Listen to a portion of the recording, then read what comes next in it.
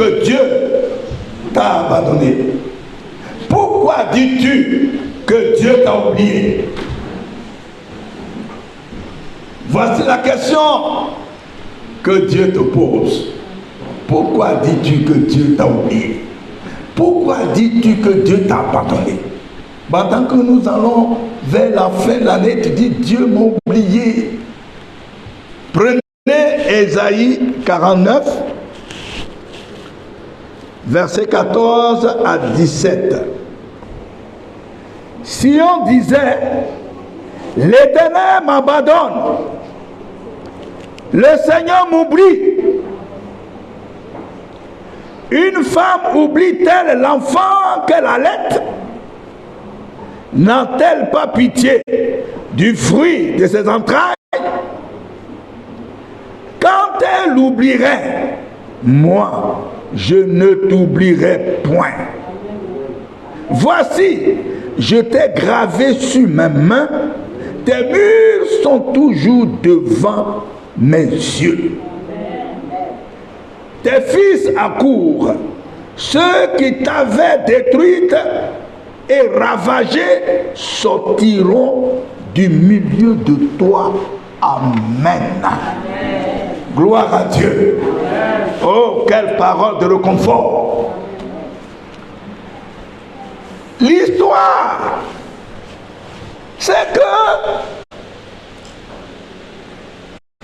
Israël, le peuple de Dieu, a tellement entendu de prophéties concernant le retour des exilés, concernant la fin de la servitude, de l'esclavage. Tellement qu'il a écouté, qu'ils ont écouté ses paroles. Et il ne va pas venir la fin de la servitude. Il ne va pas venir la fin de la souffrance du peuple de Dieu. Il ne voit pas la fin de l'humiliation. C'est une grande humiliation que de venir saisir le peuple de Dieu, l'humilier, le déporter. Pendant qu'on se dit enfant de Dieu, voilà ce qu'il lui paraît. Et les prophéties sonnent. Les prophéties sonnent. Tous les mois, toutes les années. On ne voit pas la réalisation de ces prophéties.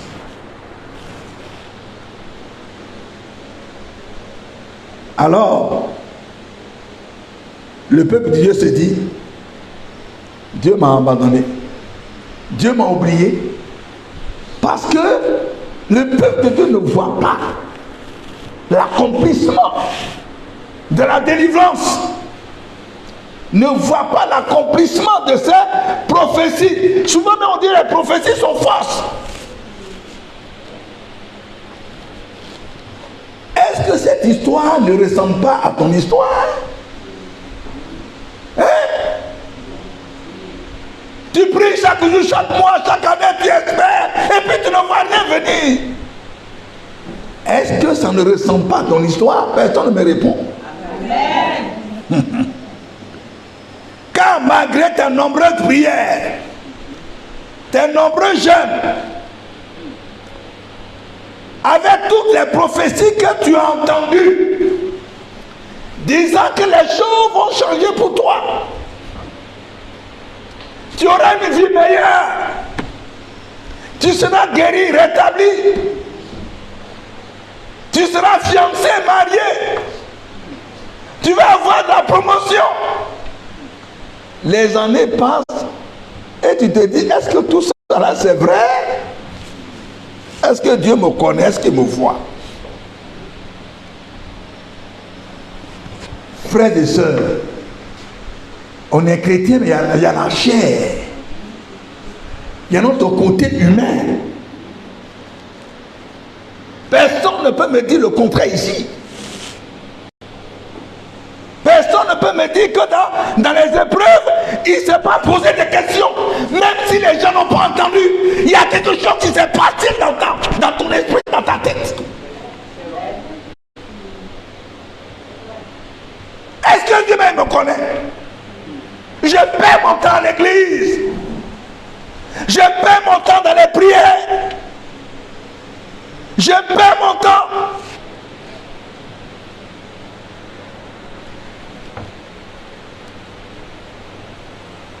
Cela ressemble à ton histoire.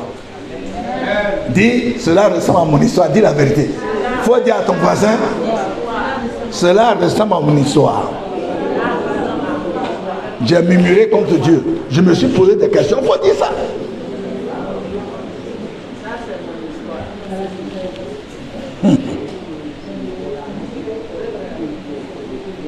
Te voilà.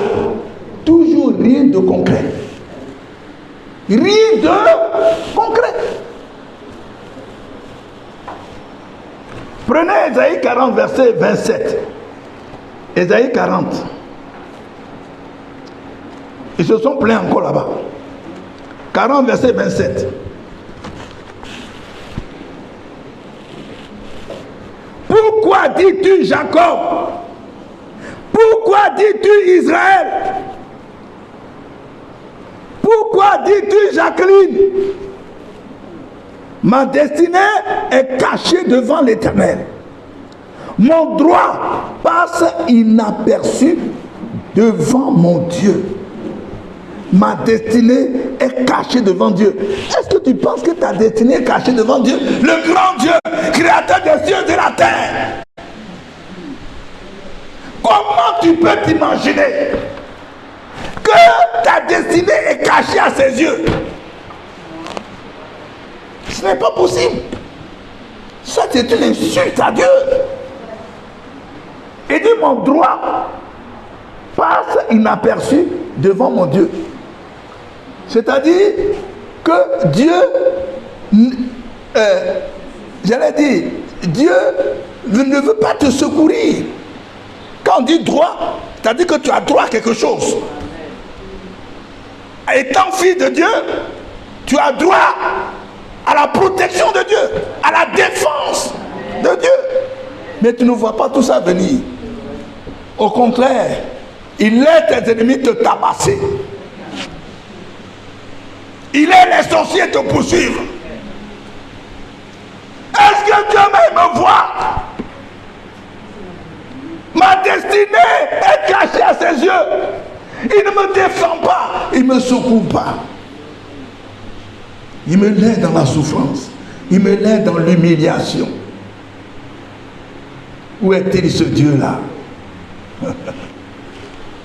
Ah, mes amis, pendant que nous allons vers la fin de l'année, beaucoup de gens se posent des questions.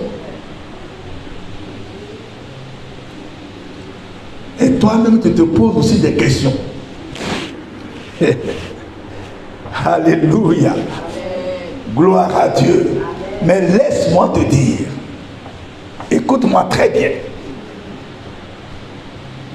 Laisse-moi te rassurer que Dieu ne t'a pas oublié ni abandonné. Laisse-moi te rassurer que Dieu te voit, il te suit de près.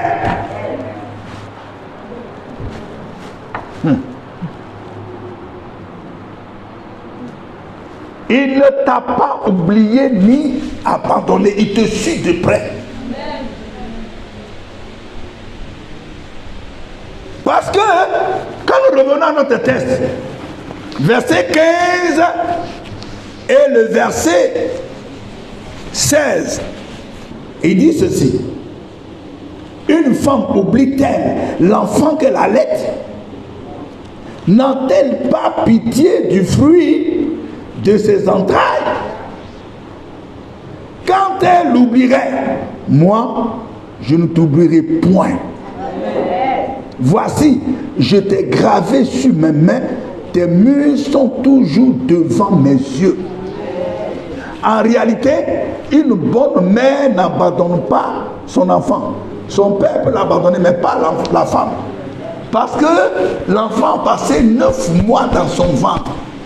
Il y a eu une symbiose entre les deux, l'un dans l'autre. Il y a des mères qui parlent avec leur bébé dans le ventre, qui leur chantent des cantiques. Amen. Mais il y a d'autres aussi qui jettent le bébé dans des caniveaux. Et Dieu même dit, en réalité, une mère ne doit pas abandonner son bébé. Mais s'il arrivait qu'une mère abandonne son bébé, mais moi, je ne vais jamais t'abandonner. Ce n'est pas parce que tu pars par des épreuves que je t'ai abandonné. Ce n'est pas parce que je n'ai pas encore exaucé tes prières que je t'ai abandonné. Je suis en train de t'éduquer. Je suis en train de t'apprendre à te préparer à de grandes choses.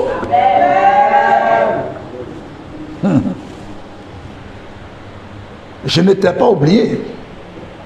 Tes destinées sont entre mes mains. Quand vous lisez le psaume 31, verset 16, le psalmiste dit, mes destinées sont dans tes mains. Délivre-moi de mes ennemis et de mes adversaires. C'est-à-dire ceux qui sont contre ma destinée, là, qui ont vu ma grande destinée, comme mes destinées sont entre tes mains, ma destinée et mon avenir sont entre tes mains, délivre-moi, combat tous ceux qui se lèvent contre ma destinée. Amen. Frères et sœurs, personne, aucun sorcier, aucun démon, aucun agent de Satan ne peut te laisser la grande destinée que Dieu t'a donnée se réaliser comme ça facilement,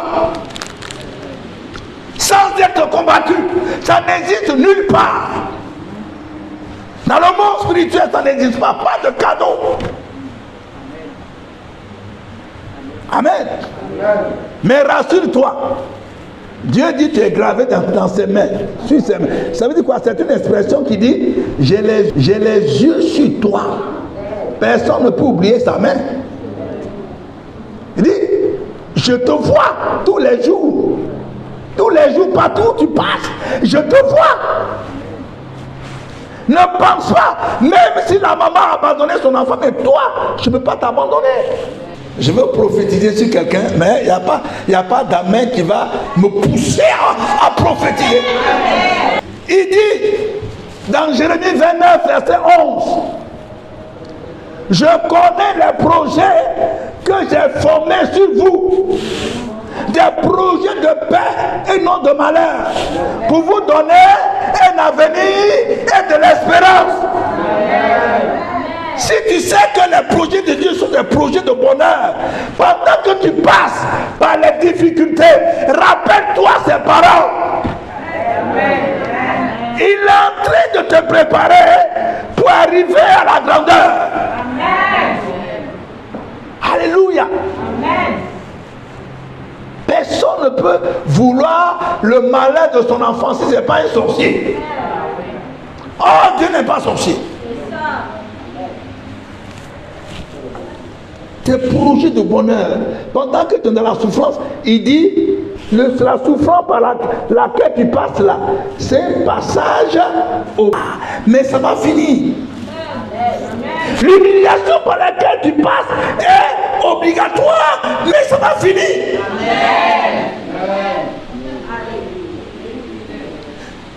Ouais, j'ai eu cette pensée aussi. Comme un tunnel. Tu es dans le tunnel, mais le tunnel ne va pas jusqu'à l'éternité. Il y a une sortie quelque part. Et la Bible dit, quelle que soit la longueur de la nuit, le jour finit par paraître. Amen. Est-ce que vous avez vu une nuit éternelle? Le soleil va sortir. Ton soleil va sortir très bientôt. Il y a un temps pour toutes choses. Mais pourquoi tu continues de pleurer? Il y a un temps pour toutes choses. Le temps de souffrance va finir. Le temps de deuil va finir. Le temps de épreuves va finir. Ce sont des temps qui vont passer. Mais après ce temps, c'est le soleil. Après ce temps, c'est le soleil, c'est la lumière, c'est la gloire. Voici l'espérance des chrétiens. Quelqu'un qui a mis sa confiance en Dieu doit espérer que Dieu ne va jamais l'oublier. Dieu ne va jamais l'abandonner.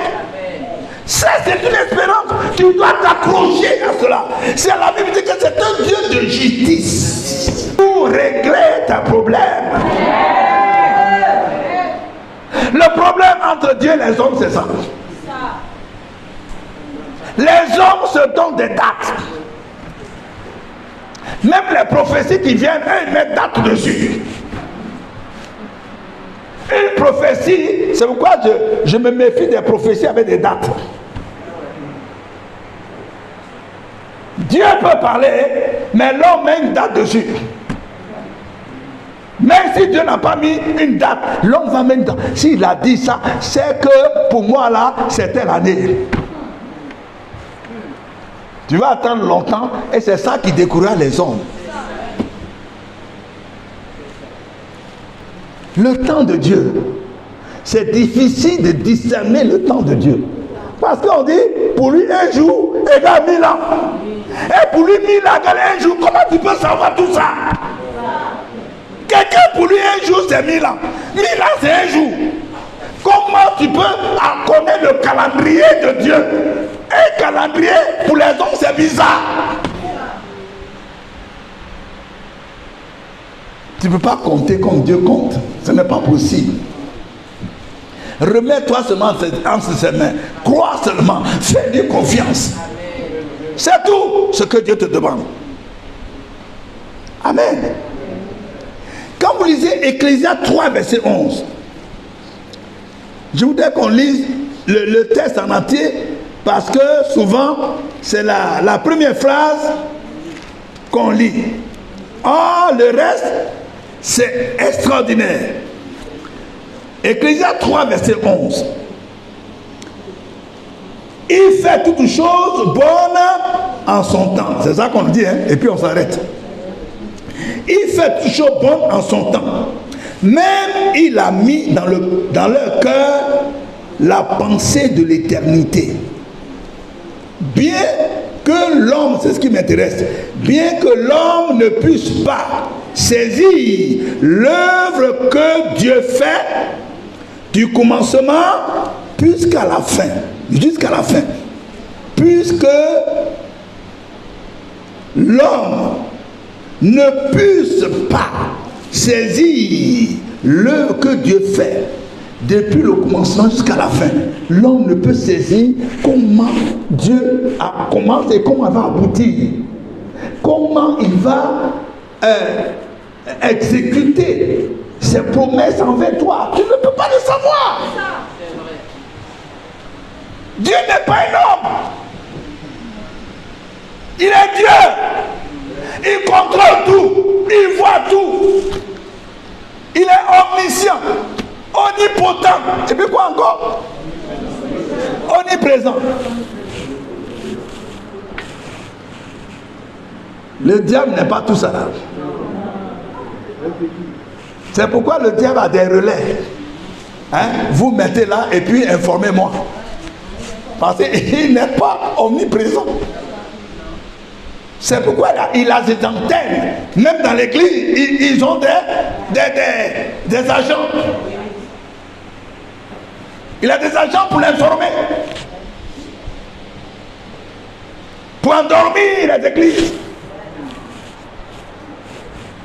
C'est pourquoi nous n'avons pas relâché nos temps de prière. Oui. Si ce n'est pas une église de prière, aujourd'hui, peut-être qu'on allait faire plus dehors. Quand les églises sont bondées, on pense qu'on est béni. Oh, il y a les agents de Satan aussi mélangés. On ne sait pas qui est qui. On a la même couleur. Tout le monde est bien sapé. On n'a pas les mêmes objectifs. Amen. Personne ne peut savoir ce que Dieu est en train de faire. Mais il dit d'être patient seulement. Il ne faut pas calculer les années, les dates. Fais-moi confiance et puis sois patient et persévère. C'est tout ce que Dieu te demande. C'est-à-dire tout j'allais dire l'objectif de ce message. Sois patient. Persévère. Fais confiance en Dieu. C'est 3 choses. Fais confiance. Sois patient. Persévère jusqu'à ce que tu vois la main de Dieu accomplir tes desseins. Prenez Habakkuk. Souvent on lit les passages, c'est devenu slogan. Mais ce sont des paroles très significatives.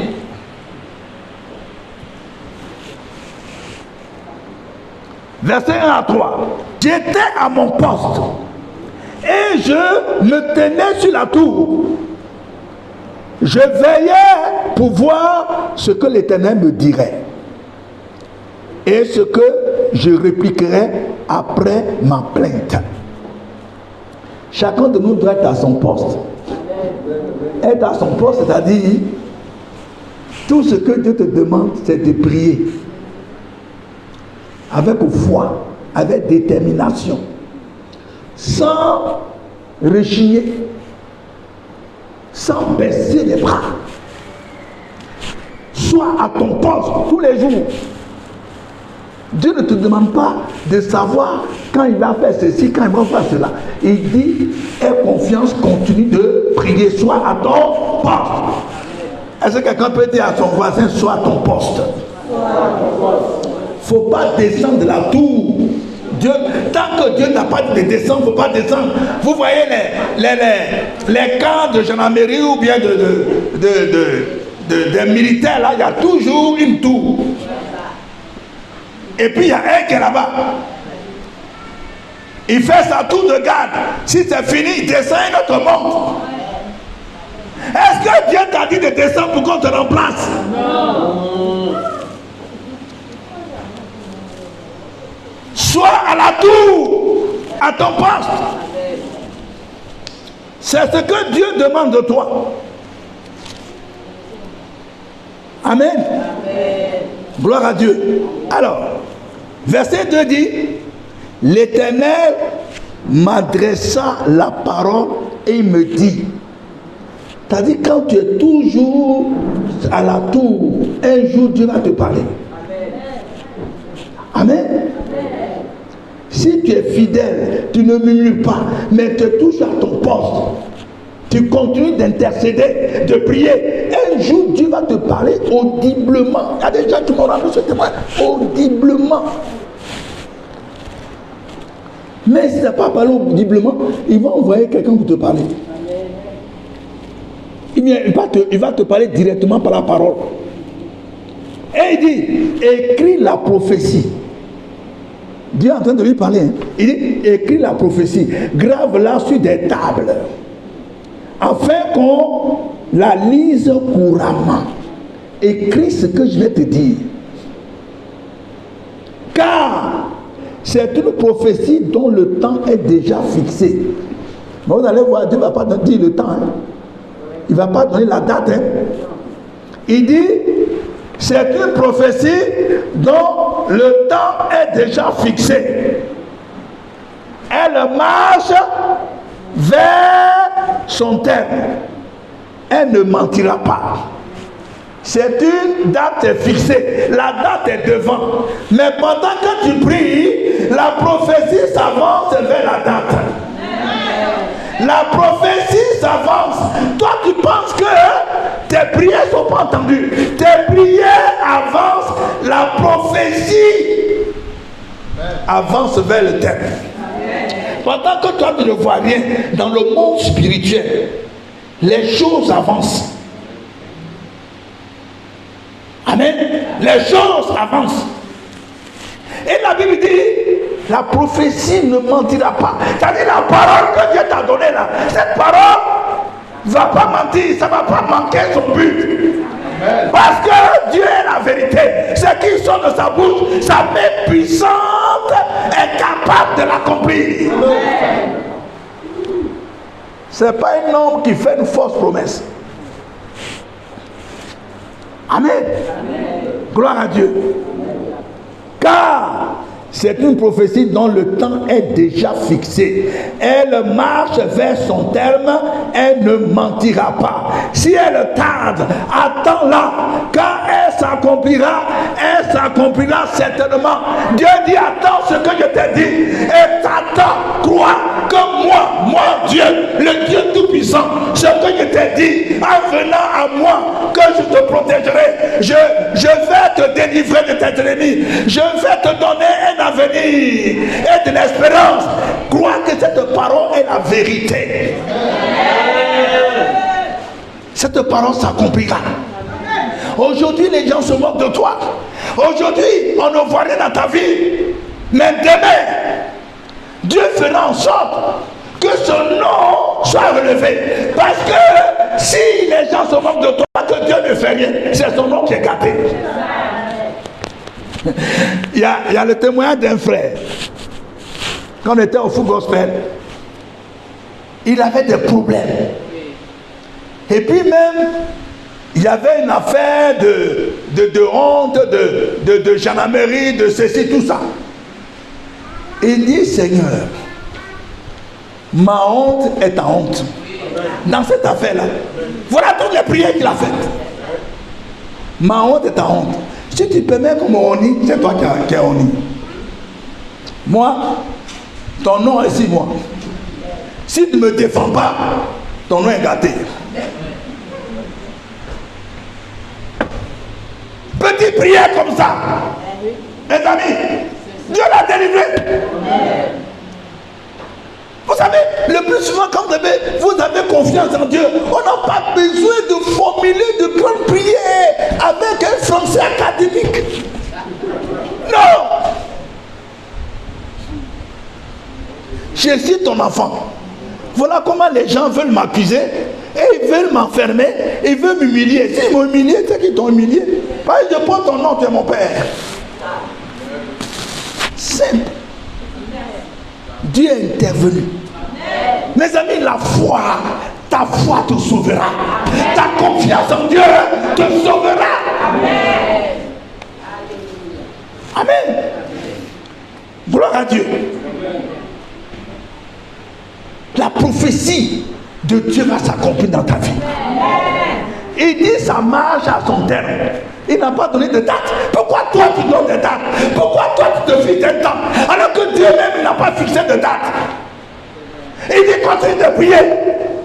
Ça avance. Pendant que tu fais tes prières, tu fais tes délivrances, tu coupes, tu arraches, tu brilles les alliances, tu avances. La prophétie avance. Continue de faire ce que toi tu dois faire. Le reste entre les mains de Dieu. Mais sache que tu avances, tu ne recules pas. Amen. Amen. Depuis qu'on s'est trouvé dans cette assemblée, chacun de nous avance. C'est pas vous seulement. Les pasteurs, nous les pasteurs aussi on avance. Pendant qu'on prie pour vous, nous on avance aussi. On prie pour nous, mais on avance. Alléluia. On avance. On tend vers l'accomplissement de notre destinée. Sauf les paresseux. Sauf ceux qui n'ont pas de foi. Sauf ceux qui ont abandonné. Parce qu'il y a des gens qui ont dit, bon, c'est pas la peine. Dieu m'a abandonné, moi aussi j'abandonne. Je vais vous citer le nom de quelques grands hommes de la Bible. Quand Dieu veut élever quelqu'un, il le fait passer, il le prépare. Moïse, qui était élevé dans la maison d'un roi, adopté comme un fils de roi, qui a eu de grandes instructions. Quand son temps est arrivé, et que Dieu lui a révélé qu'il est hébreu, il a eu des problèmes. Dieu l'a envoyé dans le désert, fait 40 ans dans le désert, avant de revenir accomplir son ministère. Vous pensez que 40 ans dans le désert, c'est quelque chose de facile? Non. Regardez, quelqu'un qui mangeait du caviar. Je voudrais que vous compreniez ça. Quelqu'un qui a été élevé comme un prince. Vous savez ce qu'il mange? Et Dieu dit, allez, au désert, en formation.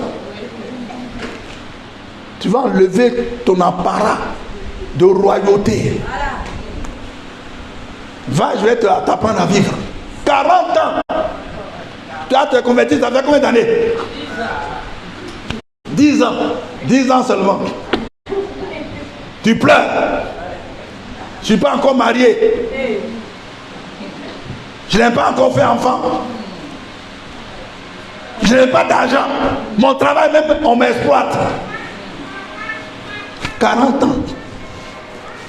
Et puis il est revenu. Bien formé.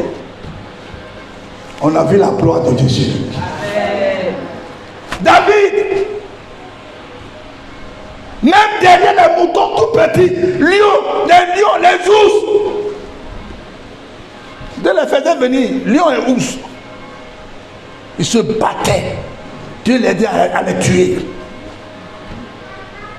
Après ça, c'est Saül qui l'a poursuivi avec son armée. Pendant des années, le petit là, il se cache. Il va ici, il va là sur lui. À cause de sa grande étoile, à cause de ce que Dieu veut réaliser pour lui, Dieu, il a fait de lui un vagabond. Vous pensez que quand vous priez, vous demandez la grandeur à Dieu, ça va se passer facilement? Non, vous allez passer par l'école de Dieu. Tu vas passer par l'école de Dieu. Que tu le veuilles ou pas, tu passeras par l'école de Dieu. Amen. Tu veux être grand? Oui. Tu veux que Dieu t'élève? Accepte l'école de Dieu. Amen. Et je te dis que l'école de Dieu n'est pas facile. David a été protégé par Dieu malgré tout ça, jusqu'à qu'il devienne roi. Joseph, ses parents l'ont saisi, Dieu l'a sauvé de la mort. Il dit bon, on l'a jeté dans le puits. Qu'est-ce qu'on va faire de lui? Toi tu dis ne pas le tuer. Ruben dit ne pas le tuer. Il dit mais qu'est-ce qu'on va faire de lui? Parce que ce gars là, ces songes-là, si ça se réalise, on est mort. Hein? Tuons-les en même temps. Dieu va faire venir des esclaves, des vendeurs d'esclaves. Dieu, voilà les vendeurs d'esclaves. On va le vendre. Ils l'ont vendu. À 20 cycles. Ils sont partis avec lui en Égypte. Là-bas aussi, on l'a revendu.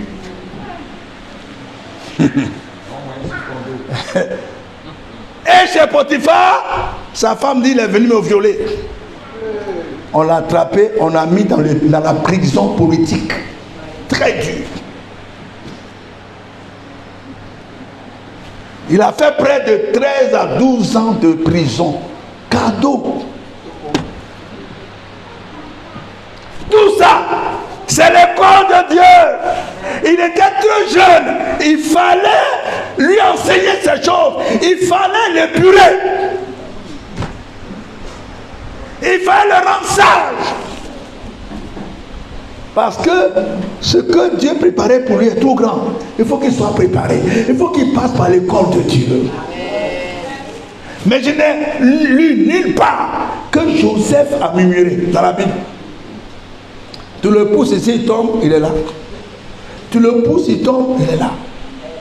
Même en prison, on dit le petit là est trop sage. Bon, toi, il faut garder les prisonniers du roi. Tu es leur chef. Il a fait 12 à 13 ans. Quand le temps de Dieu est arrivé. Est-ce que quelqu'un peut dire le temps de Dieu? Le temps de Dieu est venu. Il est sorti de prison pour régner. Oh, donc, les gens qui sont derrière toi, ils sont en train de te pousser vers ta destinée. Ils sont en train, ils pensent qu'ils te font du mal, mais ils sont en train de te pousser vers ta destinée là.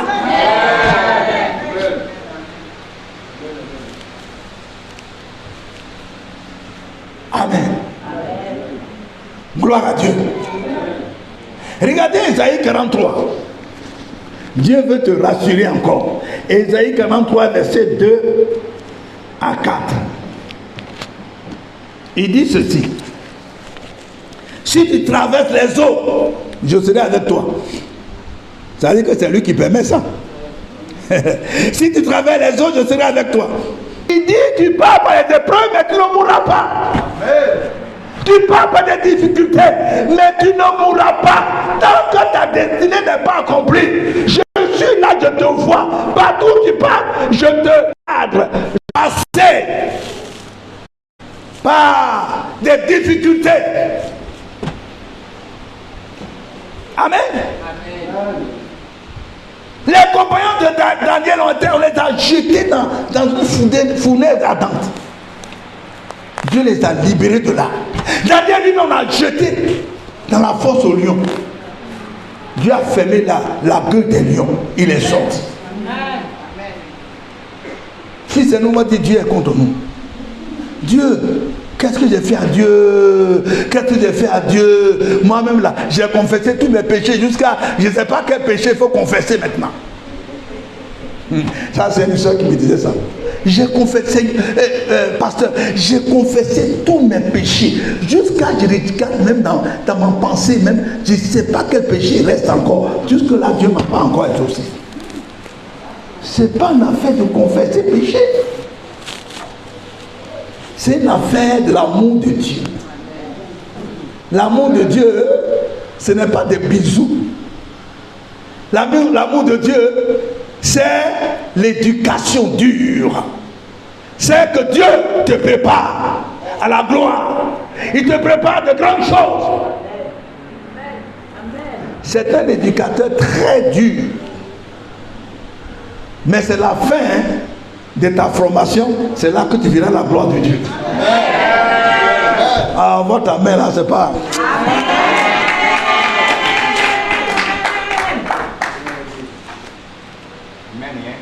Dieu est en train de me dire que la formation de plusieurs la formation est presque terminée. La formation qu'il a commencé dans ta vie est presque terminée. Je ne sais pas si cela finit en même temps que l'année, pour qu'en 2023 tu entres dans une autre dimension. Tu vas entrer en 2023, je ne sais pas ce que Dieu prépare pour toi. Parce qu'en attendant ce message, ça veut dire que Dieu va vers la fin de ta formation. La fin de tes épreuves. Il dit, maintenant tout ce que tu dois savoir, tu l'as su. Maintenant tu dois passer à une autre étape de ta vie. C'est ça que ça veut dire ce message. C'est très important de le savoir. Gloire à Dieu. Qu'est-ce que Dieu te réserve en 2023? Qu'est-ce que Dieu veut faire pour toi? Est-ce qu'il veut suivre tes larmes? Est-ce qu'il veut te donner une nouvelle vie? Est-ce qu'il t'a préparé à de grandes choses? Comme les grands hommes de la Bible dont je viens de citer les noms. Dieu a préparé aussi quelque chose pour toi. Le temps de consolation arrive. Le temps où tu vas relever ta tête, où tu vas marcher la tête levée. Ce jour-là arrive déjà. Ce jour se pointe. Tu marches vers son terme. Le terme de la prophétie. Ce que Dieu a préparé pour toi, cela est en train d'arriver. Crois seulement. Quand il dit au dernier verset de notre texte, Ésaïe 49, verset 17. On va terminer par là. Il dit, tes fils accourent. Ceux qui t'avaient détruite et ravagé sortiront du milieu de toi. Tous tes ennemis que Dieu a préparés pour ta formation, là, il va s'occuper d'eux maintenant.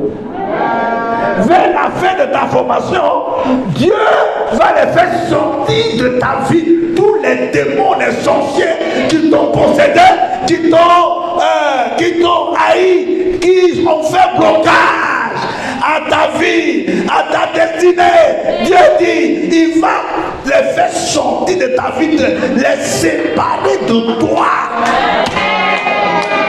Il va les écraser. Vous savez, Dieu a cette stratégie. Il peut même utiliser le diable, les démons, les sorciers pour ta formation. Et puis à la fin de ta formation, il les écrase. Parce que s'il ne les écrase pas, il veut continuer de te suivre dans la gloire. Amen. Donc il dit, il va les écraser, les faire sortir de toi, les séparer de ta vie. Parce que la formation est terminée. Quand nous sommes élevés et ils sont devenus petits. Amen. Gloire à Dieu. Ésaïe 41, verset 11 à 12. On termine par là. 41, verset 11 à 12. Dit ceci.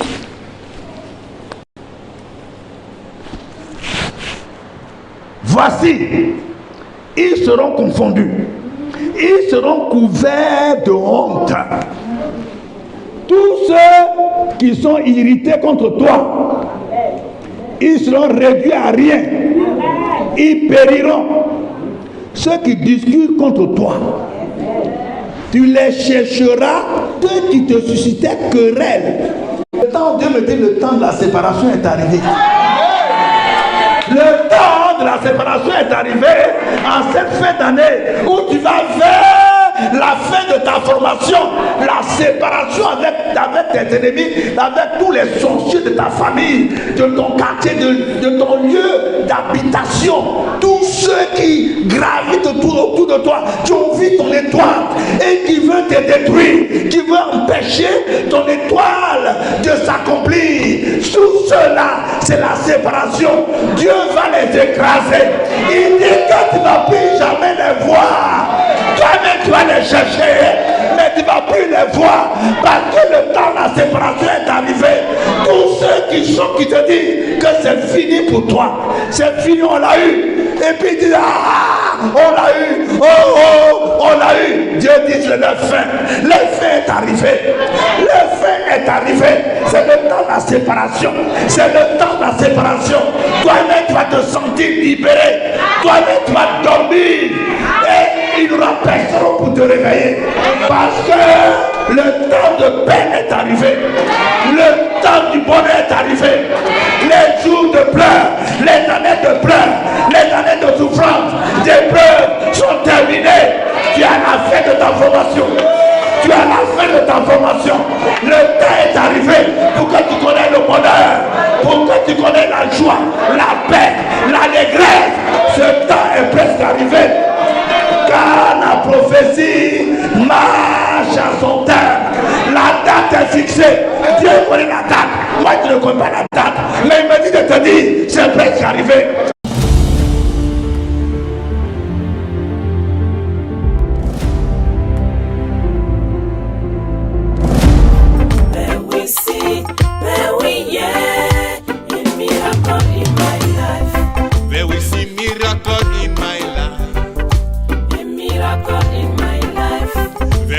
Miracle in my life.